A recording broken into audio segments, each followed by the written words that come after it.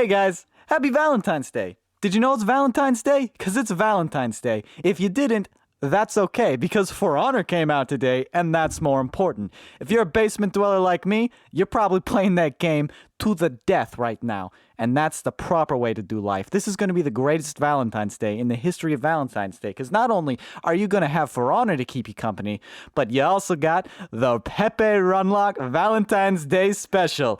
I got a story for you. I got a story to get you in the holiday mood. So you probably saw my tutorial on how to make a velociraptor noise, and you just had to ask yourself, where did you learn to do that? And I'm glad you asked that question. It's a fantastic question, a very imaginative question. That's a sign of a thinker right there. You're smart. You know that? You're smart. But the story's actually a whole lot less complex than you're probably imagining. I didn't go to some prestigious acting school. I never took voice lessons. I learned it on my own, and I learned it at a very ripe young age. See, I was like any other young kid, maybe about 3, 4, 5-year-old. I can't remember when exactly, but I was young, I was stupid, I was impressionable, and I had just seen Jurassic Park. And I'm blowing my mind out of this, because a movie about dinosaurs, there are dinosaurs in this movie, and they look like dinosaurs, they sound like dinosaurs. It was so cool. I got so excited when I was so young, and I just, all I wanted to do was be a dinosaur. So I went down to a Halloween costume shop, and I got myself a Godzilla costume, which I wore until I was 14. Every year for Halloween, I wore that Godzilla costume until I was 14. And my mom eventually just threw it in the trash without telling me. That was a bit of a tangent there. But I wanted to be a dinosaur, so I would watch Jurassic Park every single day. And I would listen to the sounds that the dinosaurs are making, and I would pay close attention to exactly how they were making those sounds. And I tried to dissect it, each individual part, with my own voice until eventually I learned how to make the velociraptor noise. And then I learned to make the Tyrannosaurus noise. I can't do the Tyrannosaurus anymore, but oh man, back in the day, I was number one, dude. I was Tyrannosaurus number one. But, what's this, got to do with Valentine's Day? That's a good question. That's a very good question. Very observant. I like that. I like that about you. You're very observant. And the answer is simple. The ladies loved me for it. I was the envy of my entire first grade class. And I didn't just talk the talk, I didn't just make the sounds, but I walked the walk too.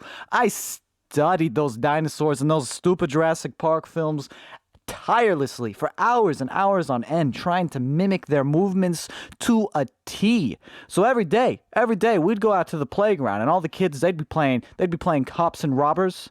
Yeah, screw that. Screw your cops and robbers. Screw your jump rope. I'm a dinosaur.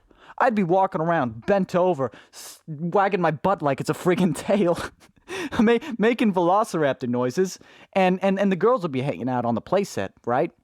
And I would, like, go up to them, and I'd just be like,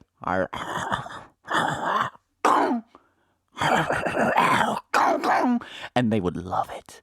They would love it. They would laugh. They would cry. They would scream joyfully.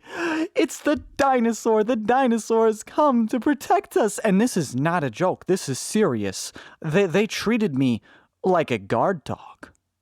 Every day at recess, they would go sit on the playset and they would talk about their girly nonsense while I would walk around them. I would circle the playset, patrolling, and if any boy dared to come near them, I would chase that sucker down like the vicious velociraptor I am. It was a pretty good gig, all in all. The girls, they would talk to me, they would play with me, they would throw the stick, I would fetch it, they'd give me belly scratches, they would rub the underside of my chin. Oh, I loved it so much. And I know it sounds kinky, right? But don't even think about bringing that into this, because we were first graders, dude. We were young, stupid, impressionable kids, and this weird as hell situation that somehow I managed to get myself put in as a young, dumb child, it was a great thing. It was a great thing. Those were good times. I think the whole affair reached its climax sometime after the first Harry Potter movie came out. Harry Potter was all the rage as a book, so when it came out as a movie, like oh my God, the whole playground was talking about it. Like no one would shut up about it. It was some cool stuff, man.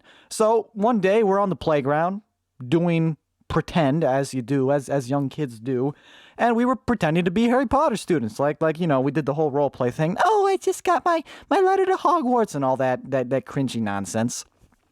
And so we were pretending to shop around Hogsmeade, doing our before school shopping, and some of the kids went to get their wands, some of the kids went to get their school supplies. But then it's if you're a fan of the Harry Potter lore, you'll also know that every student is allowed to bring a pet with them.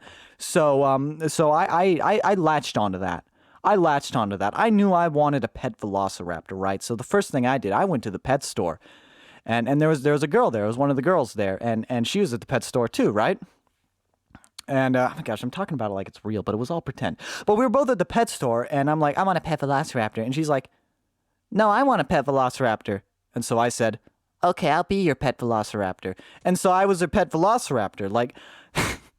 She, for some reason, she had her dog leash in the backpack, and she wrapped it around me.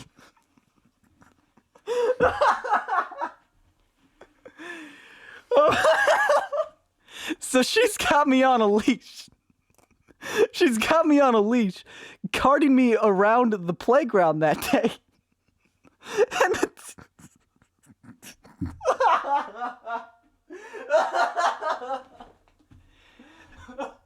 But yeah, so from that day forth, the teacher told us that I wasn't allowed to act like a velociraptor on the playground anymore, and that it was wrong. It was wrong for that girl to put a leash around me, but yeah. So that's the story of how I had my first girlfriend in the first grade. Good times. They were good times. Thanks for listening. Subscribe for more quality Velociraptor stories. Have a good one, guys.